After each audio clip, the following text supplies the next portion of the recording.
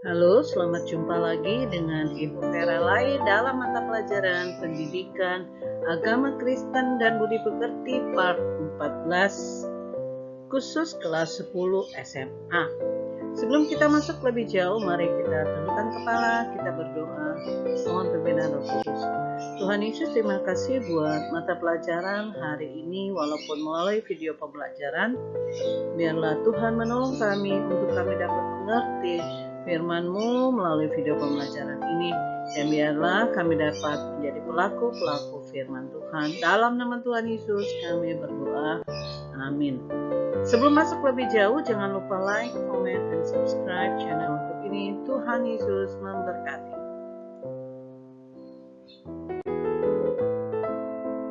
Adapun tema kita kali ini yaitu tentang remaja Kristen sebagai pelopor pembaharuan.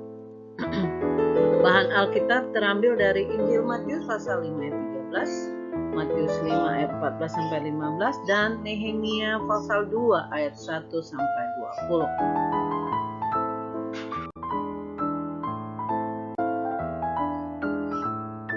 20. Indikator pelajaran yang pertama yaitu menjelaskan tanda-tanda remaja sebagai pembaharu kehidupan manusia dan alam. Yang kedua, siswa dapat menganalisis praktek hidup sebagai pembaharu kehidupan manusia dan alam melalui diskusi. Yang ketiga, siswa dapat membuat refleksi sebagai pelopor pembaharuan di lingkungan sekolah, keluarga, dan masyarakat.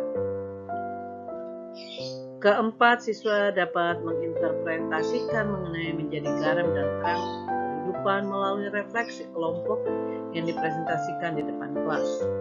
5. Siswa membuat poster mengajak remaja Kristen untuk menjadi garam dan terang kehidupan manusia dan alam.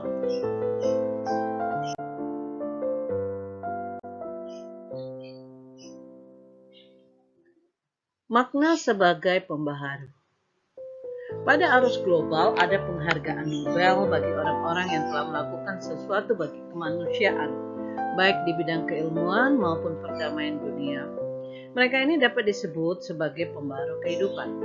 Menjadi pembaharu artinya menginspirasi orang lain dan mendedikasikan kehidupan bagi kepentingan banyak orang.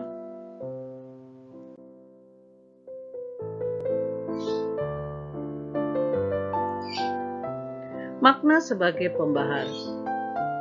Bagi remaja, apakah kamu harus berupaya melakukan sesuatu yang spektakuler barulah disebut sebagai pembaharu?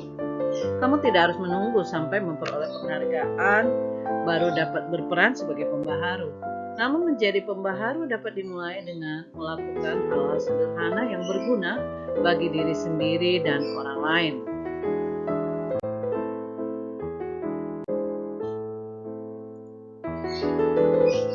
Kita lihat Nehemia membangun kembali tembok kota Yerusalem. Dalam cerita Alkitab, Nehemia dikenal sebagai seorang nabi yang membangun kembali tembok kota Yerusalem serta memotivasi umat Israel untuk memiliki pengharapan akan masa depan. Nehemia berada dalam pembuangan bersama bangsa Israel lainnya. Pada zaman itu ia menjadi juru minum raja, berarti menjadi orang kepercayaan raja dan dengan sendirinya memiliki relasi yang dekat dengan raja. Nehemia mendengar kisah tentang runtuhnya tembok Yerusalem sehingga menimbulkan suatu kehinaan bagi bangsanya.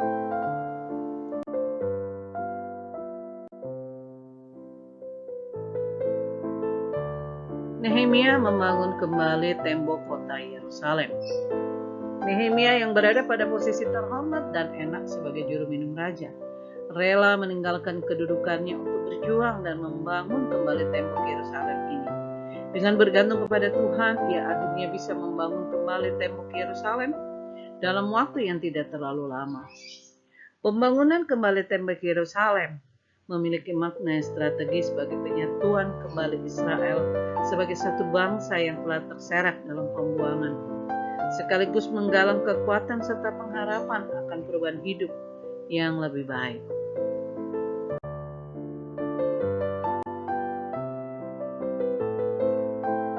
Menjadi garam dan terang kehidupan. Yang pertama, menjadi garam kehidupan.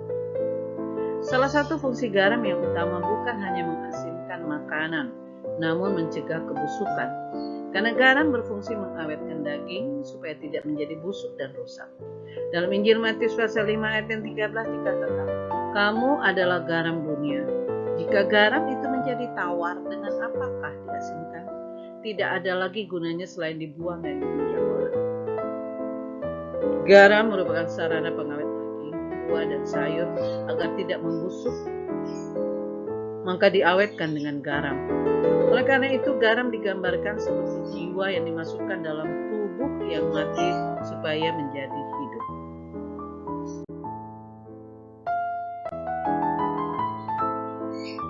Orang Kristen yang berada di tengah dunia dituntut untuk berperan menjadi pengawet yang mencegah kehancuran dari segala pembusukan norma dan moral dalam masyarakat. Yesus menggunakan garam sebagai kiasan untuk menggambarkan peran orang beriman dalam kehidupan. Menjadi garam kehidupan berarti berperan aktif sebagai pembawa perubahan bagi orang lain atau menjadi agen perubahan sekaligus turut mempengaruhi orang lain untuk tidak melakukan tindakan yang menyimpang dari norma, etika, dan moral dalam masyarakat. Misalnya kebiasaan menyontek, merokok, penggunaan obat terlarang, tidak toleran terhadap sesama, bolos sekolah, tawuran, tidak peduli terhadap kebersihan dan keselamatan lingkungan dan alam, serta berbagai perbuatan yang menyimpang lainnya.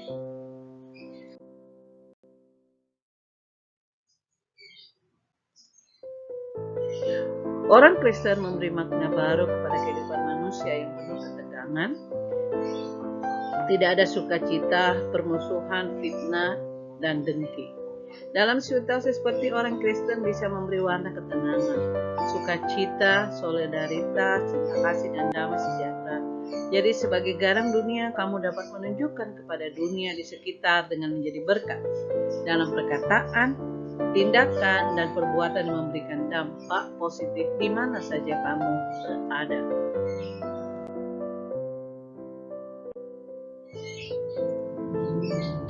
Yang kedua, menjadi terang dunia. Matius pasal 5 ayat 14-15 berkata, "Kamu adalah terang dunia. Kota yang terletak di atas gunung tidak mungkin bersembunyi. Lagi pula orang yang tidak menyalakan pelita lalu meletakkannya di bawah gantang, melainkan di atas kaki dian sehingga menerangi semua orang di dalam rumah itu. Terang akan menyinari semua sudut ruangan. Terang itu menyinari semua sudut kehidupan yang gelap. Terang itu terlihat dengan jelas dan memberi dampak positif bagi segala sesuatu yang berada di sekitarnya. Sikap dan perbuatan sebagai pengikut Kristus tidak bisa dilihat hanya di dalam gereja saja, dengan segala bentuk ibadah dan kegiatan gerejawi. Namun kamu perlu melakukan karya nyata bagi sesama manusia dan alam.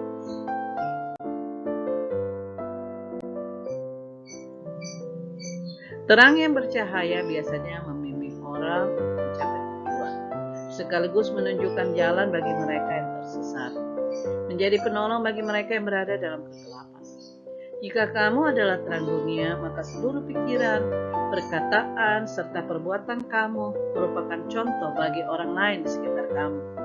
Tutur kata yang sopan, santun, dan lemah lembut, pikiran positif terhadap orang lain, solidaritas terhadap sesama tanpa memandang berbagai perbedaan, suku, budaya, daerah, agama, maupun status sosial. Inisiatif kamu menjaga alam dan lingkungan hidup dapat dijadikan contoh dan teladan yang baik bagi orang lain.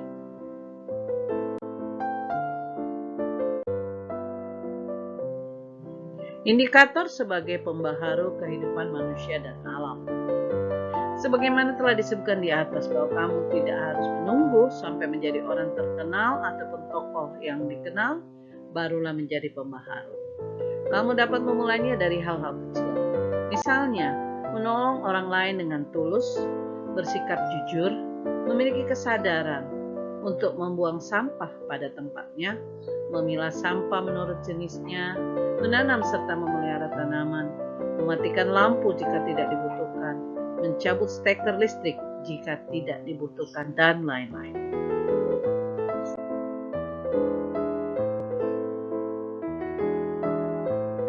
Tugas siswa, kalian membuat poster berupa ajakan bagi remaja Kristen untuk bersedia menjadi pembaharu kehidupan alam.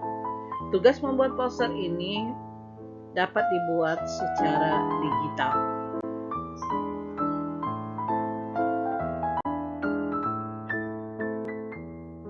Terima kasih sudah mengikuti video pembelajaran ini. Semoga menjadi berkat bagi kalian semua. Tuhan Yesus memberkati. Kita berdoa, terima kasih Tuhan, kami sudah boleh belajar video pembelajaran ini. Dan biarlah Tuhan Yesus tolong anak-anak-Mu untuk dapat menjadi pembaharu dimanapun mereka berada. Di dalam nama Tuhan Yesus kami berdoa. Amin. Sampai jumpa. Tuhan Yesus memberkati.